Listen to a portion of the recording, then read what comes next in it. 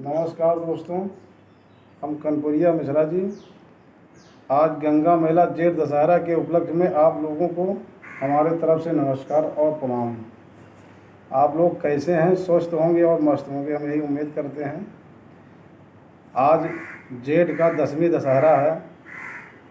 आज ही के दिन आल्हा और उदल बुंदेलखंड के जो महान वीर हमारे थे, उनके आल्हा के पुत्र इंदल का आज ही के दिन बिठूर के गंगा घाट पर मुंडन हुआ था। दोस्तों, ये लोग महोबा से आए हुए थे कानपुर के बिठूर घाट पर इंदल का मुंडन कराने के लिए।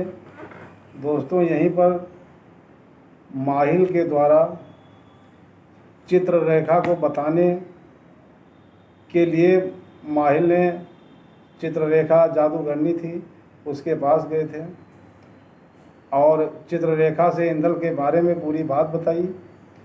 उसके बाद में जब इंदल का मुंडन होने ही जा रहा था, तब चित्ररेखा ने नाव में इंदल को बैठाल करके बीचों बीच धारा में ले गई और वहाँ पर इंदल का मुंडन हुआ। मुंडन करवाने के पश्चात माहिल के द्वारा रचा हुआ षड्यंत्र, चित्ररेखा नाम की जो जादूगरनी थी, वो इंदल का हरण करके लेके चली गई। इधर आल्हा और उदल, इधर आल्हा के डेरे में कोहराम मच गया। दोस्तों, माहिल ने इधर उधर चुंगली करके और उदल को ढाढ़स बंधवा करके यहाँ गंगा घाट बिठूर से माहिल ने कहा कि चलो सब हम आल्हा से बता देंगे, वहाँ कुछ नहीं होगा। तो दोस्तों, जब इन लोगों का डेरा महोबा से कुछ दूर पर जाकर के लगा, तो धीरे से चुंगली करने वाले मामा परिहार आल्हा अपने दरबार में बैठे हुए थे। दोस्तों, ये चुगलखोर माहिल पहुंचा जा कर के और आल्हा के दरबार में और आल्हा से पूरी बात बता दिया कि भांजे, बहुत अनर्थ हो गया है।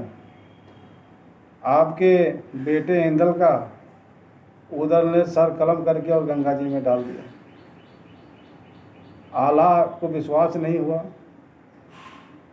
कि बहुत प्रकार से षड्यंत्र मामा माहिल ने किया, लेकिन आल्हा को फिर भी विश्वास नहीं हुआ। तो माहिल का एक ऐसा कारनामा दोस्तों हुआ करता था कि ये तुरंत अपने पुत्र, एक अभयराज था, इनका लड़के का नाम अभयराज था, उसकी ये बार बार कसम खा लिया करते थे। तो जब इन्होंने, माहिल ने अपने पुत्र अभयराज का कसम खा लिया, तो आल्हा को विश्वास हुआ कि हाँ, हो सकता है सही बात होगी, मामा अपने लड़के का कसम खा रहे हैं, सही कह रहे होंगे। तो उन्होंने दोस्तों फिर उस चीज़ को माना। मानने के बाद में माहिल वहाँ आगे लगा करके आल्हा से चल देता है और इधर जब उदल पहुँचते हैं महोबे में, तो आल्हा पूछते हैं कि हमारा बेटा इंदल कहाँ है।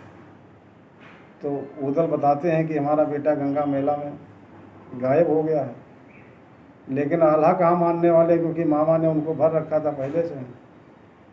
उन्होंने मारना शुरू कर दिया और मारने के बाद में उदल को महोबा से निकाल दिया और जल्लादों से कहा कि जल्लादों, जाओ इनके आँख और कान निकाल करके कलेजा जंगल में इनको छोड़ दो, मार दो जाके। दोस्तों, फिर वहाँ से जल्लाद ने उनको मारा नहीं और ले गए जंगल में। उनका आँख और कलेजा ना निकाल करके एक हिरन का आँख और कलेजा निकाला और उदल से कहा कि भैया, हमने आपका नमक खाया है और नमक हरामी नहीं करेंगे, आप ये राज छोड़ दीजिए और हम हिरन का आँख और कलेजा निकाल के आल्हा को ले जाके दे देंगे। तो दोस्तों, हुआ वही। फिर थोड़े दिन के बाद में बाबा का भेष धारण करके चित्ररेखा के घर पहुंचते हैं और वहां से इंदल को मुक्त करवा करके महोबा लाते हैं। और उदल आल्हा के पास नहीं जाते हैं और वो चित्ररेखा से शादी करने के लिए भी वहाँ कसम खा के आते हैं।